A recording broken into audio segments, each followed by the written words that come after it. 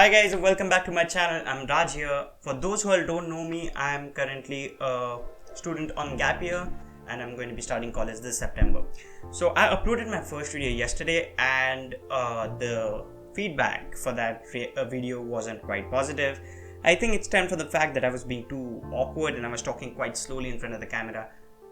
And let me tell you all that I'm actually not like this in real life. I talk as I'm talking right now because I think that what happened last time stemmed from the fact that I have not spoken in front of a camera for a very long time.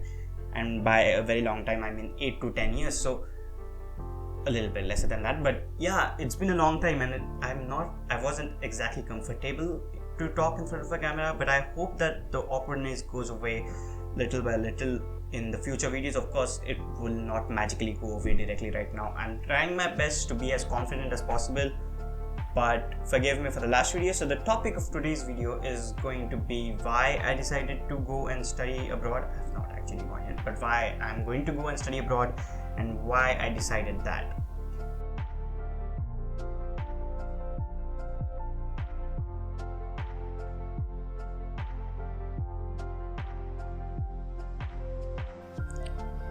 So hi. Today I'm going to be telling you guys why did I decide to go abroad and what was my thought process to decide to go and study abroad. If you're in double minds right now and can't decide if you really want to go abroad or it's just an illusion, please watch this video till the end. So at the beginning I'll break down what my thought process was, and also in the end I'll mention the cons of going abroad and why you should not go abroad. But before I get into that, I wanted to tell you all what I'm going to be studying so you get a little bit of an idea. What I'm studying is BSc in Physics and Astrophysics from the University of Manchester. Now, Astrophysics as a course is a very demanding course and it requires a lot of practical knowledge as well. So let's get started with the first reason. As much as I hate to say this, but colleges in India do not have a huge focus on practical learning. But for a course like astrophysics, practical learning is almost completely as important as studying the theory. And if I don't have any equal weightage on the theoretical part and the practical part, it's not quite fruitful, is it? So I decided that I wanted to go there. To give you an idea of it, only 30 minutes from my university, or the university that I'm going to go to, there's the Jodrell Bank Observatory, which is a UNICEF World Heritage Site, and it is basically a space telescope, which is a huge ass space telescope, which is just 30 minutes from my college campus, and the students there have frequent visits over there, which is really not likely that you'll get in any college here in India.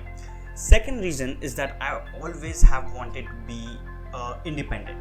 Now, what is that? I have been studying at a boarding school for 5 years, so I have become a little bit independent, I guess, but I wanted to be completely independent. I wanted to not have to bother anybody in my entire life from this point onward, and I wanted to make a living for myself.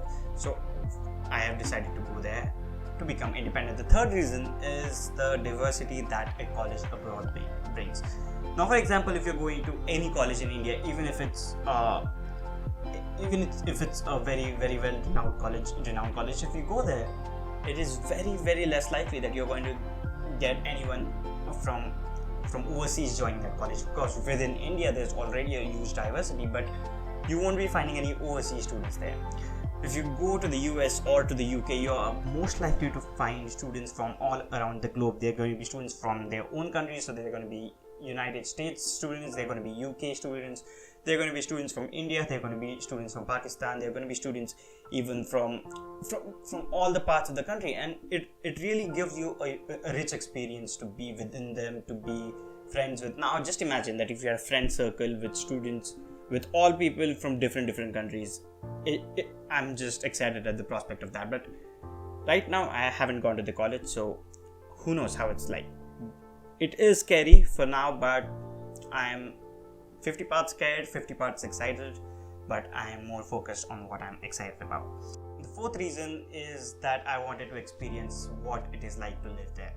And I have always watched a lot of movies from the US and the UK, and in the movies it does seem really good. It does seem like a good life, but as much as I've researched, as much as I've asked people, they say that it is quite good that if you go there and you go for a visit over there, if you go for a holiday, you'll think that it's quite good. But if you're actually going to stay there, you're going to face a lot of difficulties, because one, you'll have to do everything by yourself. You'll have to go shop for yourself, you'll have to go cook for yourself, you'll have to do everything yourself. Even the laundry, you'll have to do your laundry yourself. You'll have to go from one place to another. For example, like one of the accommodations in my university, they're like half an hour of a walk from my university campus to that accommodation. So every morning you'll have to walk 30 minutes to and fro to the campus, and that is going to be a huge deal. That is going to be difficult to adjust there. But as I said, I'm 50 parts excited, 50 parts scared, and the part that I'm excited is currently more important for me. Another thing is COVID, so I'm really not sure if I'm going to be able to go there right now, but let's see what is going to happen. Now to talk about the cons, I've already talked about one con, that is, you'll have to work a lot.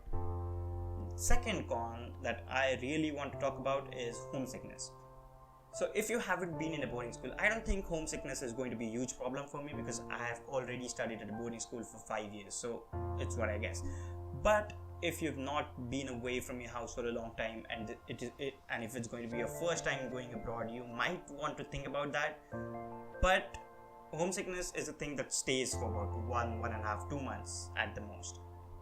After you've passed that first stage, after you get through that first stage of homesickness, it is going to be a piece of cake afterwards. And sometimes when I was at the boarding school, I didn't even feel like coming back home, because I used to get settled there. But when I used to come home, I did not feel like I wanted to go there, and it happens like that.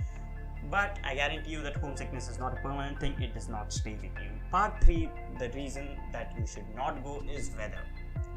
If you're a person very acclimated to the climate here in India, or the place that you live in, the state that you live in, it is going to be very tough for you to go abroad and to be able to adjust with the weather.